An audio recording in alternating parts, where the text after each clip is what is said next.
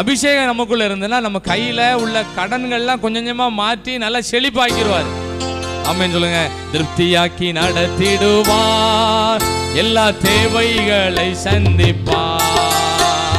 மீதம் கொஞ்சம் சத்தமா ஆமென் ஆமென் ஆமென் ஆமென். திருப்தியாக்கி நடத்திடுவார், எல்லா தேவைகளை சந்திப்பார்.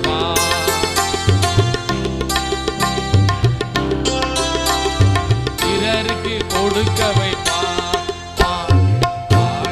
கொண்டாடுவோ பல கோடி நன்றி சொல்லுவோ.